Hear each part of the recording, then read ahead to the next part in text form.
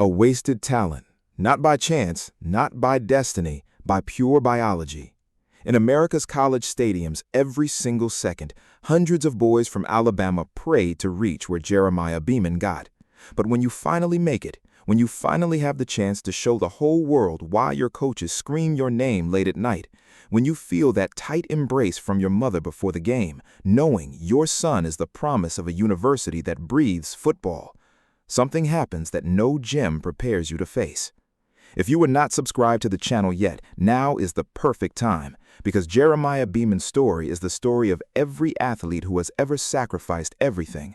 Leave a comment letting us know whether you believe some bodies simply weren't made to fight, or if persistence is truly all that matters. Jeremiah Beaman was born in Birmingham, Alabama. His geographic address was the same as his obsession.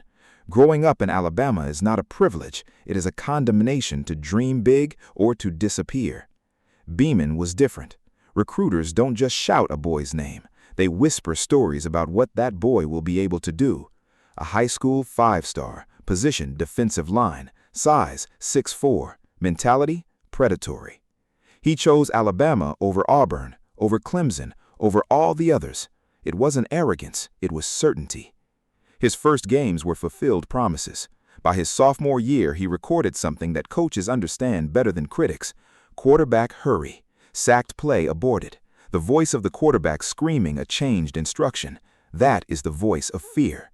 Beaman was already creating fear in players who had never seen his face. But here was the sign nobody wanted to see. Injury. 2025, right knee. 51 seconds after his breakout season was supposed to start, his body sent a message that no mind wanted to receive. He disappeared. One game, a single game played. Physical therapists around him like crows. Months of darkness. But here was the part that makes college football stories so cruel. He came back. He put into work.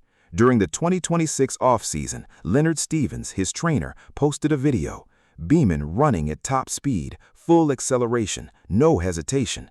He wasn't just recovered, he was ahead of schedule. His coaches were shouting his name again. Alabama entered 2026 hoping that finally, after 2 years of unfulfilled promises, Jeremiah Beaman would take off. He was ready for his moment of truth.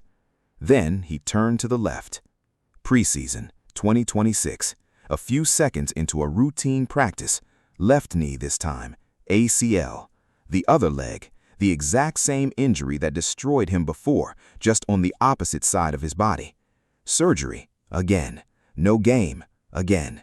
An entire season, again.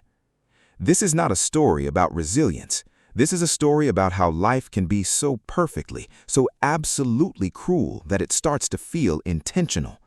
Jeremiah Beaman went from a promising hope to a warning that sometimes you work harder than anyone else, you sacrifice more than anyone else, you come back more than anyone else, and yet football can look you dead in the eye and say, no, not today, not tomorrow, maybe never. But here's the real truth. Here is what football never wants you to understand.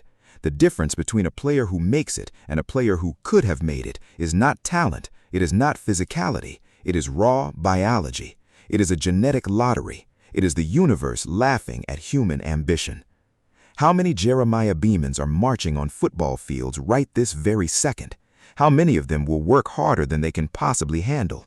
How many of them will return from injuries that would destroy most of us psychologically? And how many of them will have their moments stolen not once, but twice by the same evil spirit of pure chance? Beaman is still at Alabama. He is still fighting. His body may have been compromised twice, but his story is still being written. And perhaps that is the greatest lesson football can teach.